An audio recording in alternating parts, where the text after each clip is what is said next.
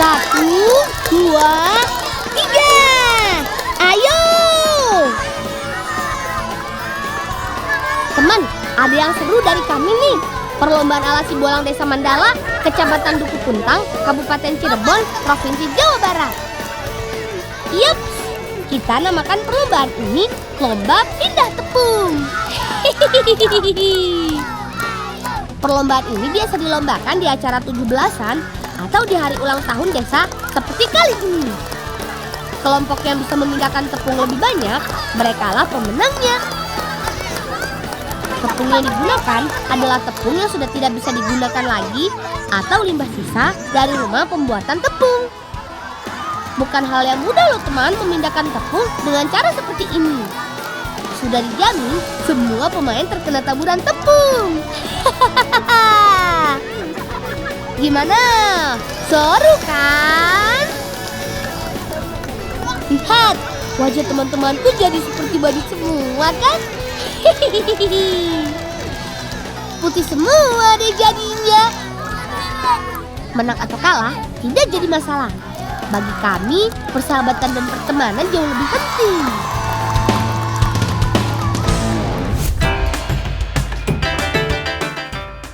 Teman, ada satu kerupuk unik nih dari daerahku Cirebon. Namanya kerupuk melarat. Akan segera kutunjukkan bagaimana cara membuatnya. Mang, iki tepung tambahannya, Mang. Iya sok belang ditaruh di wadah mene aja cerekan ya. Iya, Mang. Ya, seperti ini cara membuatnya. Tepung terigu yang kita bawa tadi dicampur dengan air dan garam secukupnya. Aduk terus sampai merata. Semangat ya teman-teman. Kok itu ada lampu pipir kok.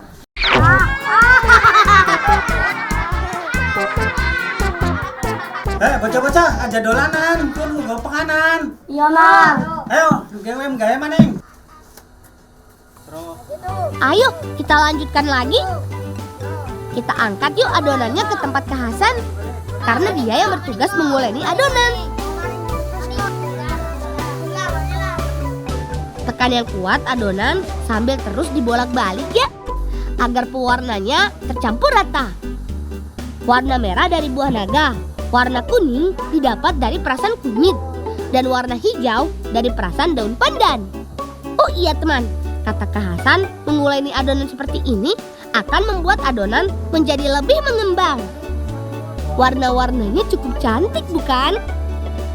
Nah, memberi warna pada kerupuk dapat meningkatkan selera makan kita loh teman. Jika adonan sudah mengembang dan tidak lengket seperti ini, tandanya sudah siap untuk dicetak. Adonan dicetak menjadi bentuk persegi panjang teman. Seperti ini caranya. Kita gunakan alat dari papan kayu ini yang bernama binhur. Masukkan adonan sedikit demi sedikit ke dalam tabung besi, lalu pasangkan pada binhur. Selanjutnya, tekan dengan cara mendudukinya agar adonan keluar sedikit demi sedikit. Potong dan letakkan di atas tatakan. Unik ya cara kerja binhur ini. Mirip dengan jungkitan yang ada di taman kanak-kanak. Karena Bibi sudah sangat ahli, kerjanya jadi cepat sekali. Aku cukup siapkan wadahnya saja. Sip, pencetakan sudah selesai. Selanjutnya, masuk ke dalam tahap pengukusan. Lihat teman, alat untuk mengukusnya juga unik ya. Paman menggunakan drum raksasa sebagai penutupnya. Masukkan sedikit demi sedikit ya. Dan hati-hati, jangan sampai roboh. Kata Paman Hamid, dalam sehari Paman bisa membuat 2 kuintal kerupuk melarat. Dan belakangan ini sudah jarang orang yang memesannya. Tapi Paman tetap semangat. Kata Paman, yang terpenting bisa melestarikan makanan tradisional seperti ini agar tidak punah. Waduh, sungguh luar biasa sekali pamanku ini. Sekarang tinggal kita tunggu. Pengukusan ini tidak lama kok. Hanya membutuhkan waktu setengah jam saja. Kakak, Kalian ini selalu bikin ulah saja. Itu kan bahan untuk membuat makanan. Jadi jangan kalian buat mainan ya. Wah, bocah netet, disuruh pun panganan, angger pengen godolanan.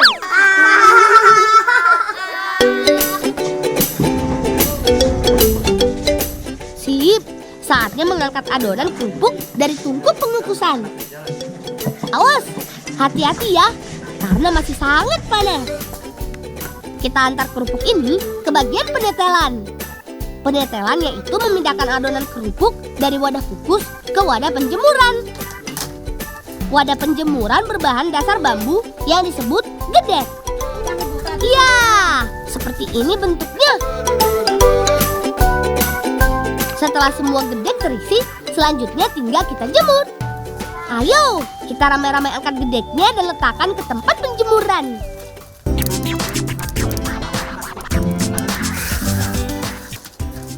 Disinilah tahapan yang paling unik dalam pembuatan kerupuk melarat, teman, yaitu proses penggorengan tapi menggunakan pasir atau biasa disebut penyangraian. Dari proses inilah masyarakat Cirebon memberi nama kerupuk melarat, karena kerupuk ini tidak digoreng menggunakan minyak seperti kerupuk pada umumnya. Kata paman, selain murah, dengan menggunakan pasir membuat rasa kerupuk melarat menjadi sangat gurih, renyah, dan juga tahan lama. Yuk, bantu kami, teman. Masukkan sedikit demi sedikit kerupuk kering ke dalam pasir yang sudah dipanaskan. Ingat, harus terus sambil diaduk ya, agar tidak gosong. Lihat, cepat sekali mengembangnya ya kerupuk melaratnya, teman. Aduk-aduk, lalu angkat.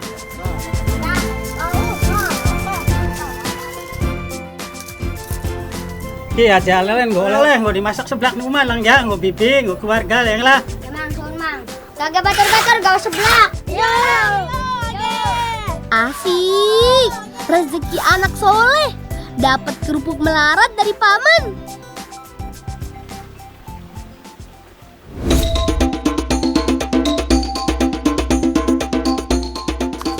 Hari ini Bibi akan membuatkan kami seblak dari bahan dasar kerupuk melarat. Asik, pasti mantap hasilnya. Yuk, ikut kami membuatnya, teman. Bumbu yang digunakan juga cukup sederhana. Ada kemiri, cabai merah, cabai rawit, kunci, bawang putih dan bawang merah, lalu garam secukupnya, kemudian haluskan. Untuk isiannya, kita siapkan kerupuk melarat, wortel, dan juga bakso atau bahan lainnya sesuai selera. Sip, setelah bumbu halus dan bahan isiannya siap, selanjutnya kita mulai memasaknya deh. Goreng bawang merah terlebih dahulu, lalu masukkan bumbu halusnya. Jangan lupa terus diaduk ya, agar tidak gosong. Lang, banyu elang. Iya, Bang. Tunggu sampai air mendidih, lalu masukkan daun jeruk agar menjadi lebih wangi. Dan tiba waktunya si tokoh utama masuk, teman. Yap, masukkan kerupuk melaratnya secukupnya ya. Disusul bahan isiannya, bakso, kol, daun bawang, wortel, dan tomat. Aduk terus dan tambahkan garam secukupnya. Tada!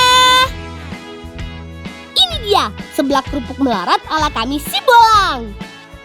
Selamat menikmati. Teman di rumah harus mencoba seblak yang satu ini. Dijamin ketagihan karena rasanya yang nikmat sekali. Kerupuk melaratnya jadi benar-benar lumer di mulut. Belum lagi dengan tambahan sayuran yang dimasukkan tadi, membuat seblak tak hanya enak, namun juga bergizi.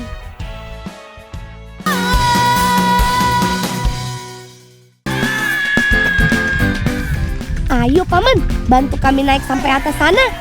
Siapa lebih dulu mengambil bendera merah putih kecil dan mengibarkan yang besar di atas sana, dialah pemenangnya.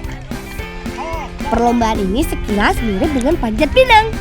Bedanya, yang kami panjat ini diganti dengan gedebong pisang yang digantungkan. Pasti lebih sulit, karena gedebong pisangnya bergerak ke sana kemari.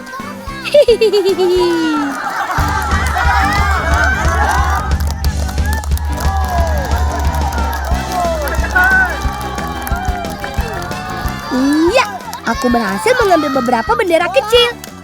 Tinggal naik ke puncaknya. Ini dia yang dinanti-nanti.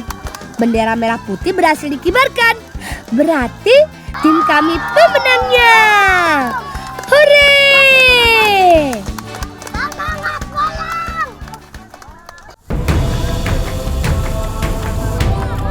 Selamat datang di Pantai Palangpang, tempat pelelangan ikan yang ada di wilayah Ciwaru, Sukabumi.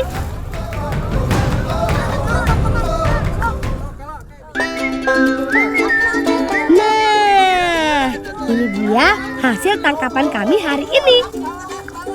Gimana? Masih seger-seger kan? Kalau sudah semua, yuk kita bawa ke tempat pengasinan.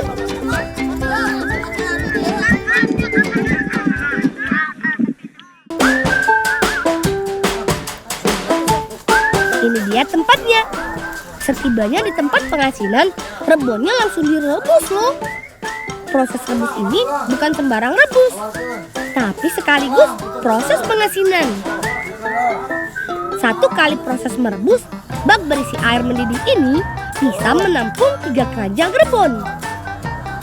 Kalau sudah semua, jangan lupa taburkan juga garamnya ya. Namanya juga pengasinan, ya pasti pakai garam dong. Kata paman, proses rebus dan pengasinan ini hanya perlu waktu sekitar 15 menit saja. Sambil terus diaduk ya. Sekarang saatnya kita angkat. Rebon selanjutnya disimpan pada wadah kecil ini untuk ditiriskan. Tidak perlu waktu lama kok. Lanjut. Wadah-wadah diangkut ke gerobak teman. Ini dia tahap berikutnya. Proses pengeringan dengan cara dijemur di bawah sinar matahari langsung. Supaya kering merata, satu tempat menjemur ini hanya untuk menampung 4 wadah berisi rebon. Jangan lupa disebar ke setiap sudut ya, supaya tidak menumpuk. Lokasi ini adalah salah satu tempat pengasinan di wilayah Ciwaru. Setiap pagi, ratusan kilogram rebon segar diproses pengasinan.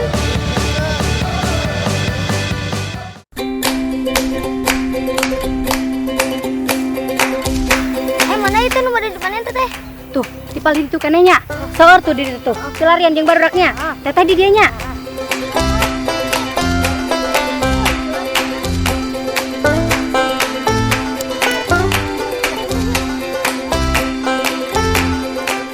Teman di rumah tahu tidak cara membedakan semangka yang sudah bisa dipetik atau belum? Ayo tas asak kan? Cik orang tepak heula. Asak. Asak. Belum kali Pak. Beureum. Amis, Pak. Amis. Begini nih caranya. Tepak heula.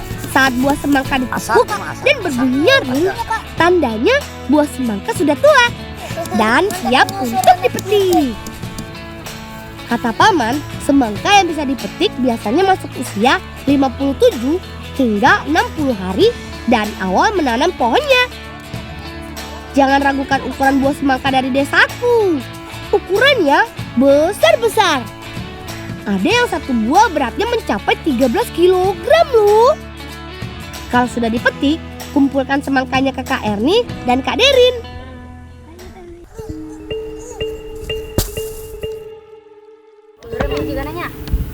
Itu siapa belum teh? Ayo masakan. Oh, iya, yuk. Karunya. Ayo. Ayo tulang ayo. Aduh, iya tuh kunaon mana ya? Kunaon mana? Tuh kunaon. Duh, Sak mangkana kumaha tuh? Duh, untung kamu tidak apa-apa, Bi.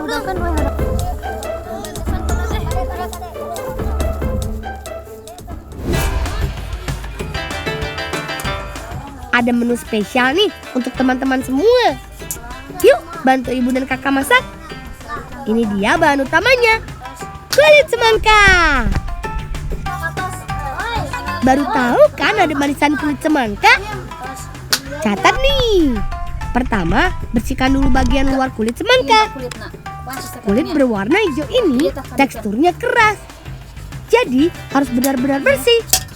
Sisakan bagian kulit dalamnya saja. Kalau sudah, potong kulit semangka dengan bentuk kotak-kotak seperti ini.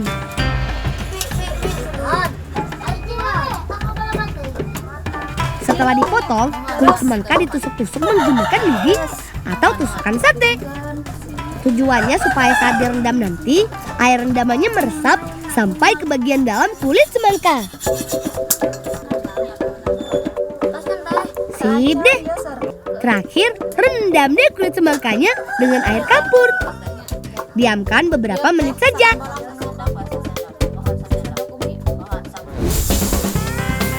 Yuk, sekarang tinggal masak. Panaskan air larutan gula, kemudian masukkan kulit semangkanya. Aduk sampai bentuk kulit semangka menciut. Tandanya kandungan airnya berkurang. Kalau sudah, tambahkan pewarna dan aduk kembali sampai kering. Sip deh. Kalau sudah sedikit berubah warna, tinggal angkat lalu jemur. Nih, ada juga yang sudah dijemurnya.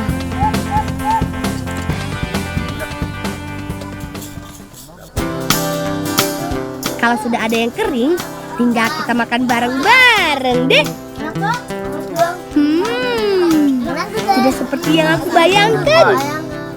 Manisan kulit semangka ini lembut banget. Rasanya manis.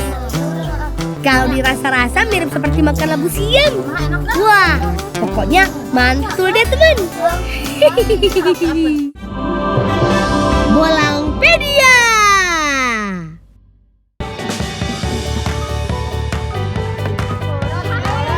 Ayo, siapa di antara teman-teman yang belum dihitan atau disunat? Hehehe. Jangan takut. Sunatan merupakan upacara yang dilaksanakan sebagai simbol menuju kedewasaan. Bagi bolangers yang beragama Islam, sunat bagi laki-laki yang masuk usia balik hukumnya wajib ya. Langsung aja ya, kita bahas beberapa tradisi sunatan unik yang ada di Indonesia. Salah satunya dari Desa Palembapang, Kecamatan Kalianda, Kabupaten Lampung Selatan, Provinsi Lampung. Itu siapa ya yang pakai topeng? Oh, mereka ini penari tuping atau topeng 12 wajah. Tariannya menggambarkan patriotisme dari pasukan tempur dan pengawal rahasia Raden Inten II saat melawan penjajah Belanda. Raden Inten itu pahlawan nasional dari Lampung. Topengnya cuma boleh dipakai oleh generasi penerus para punggawa Raden Inten itu sendiri. Nah, kalau yang pakai kostum ditempeli kapuk ini namanya Bukung Iking. Dalam tradisi ini, tugas Bukung Iking menghibur anak yang disunat. Tapi ini nih yang paling ditunggu-tunggu, saweran. Nggak cuma anak-anak, semua ikut rebutan permen dan koin yang dilempar ibu-ibu. Seru ya.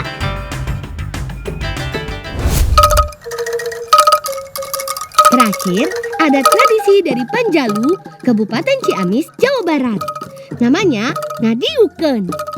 Sama seperti di Lampung dan di Subang, pengantin sunat juga diarak sambil diiringi alat musik tradisional.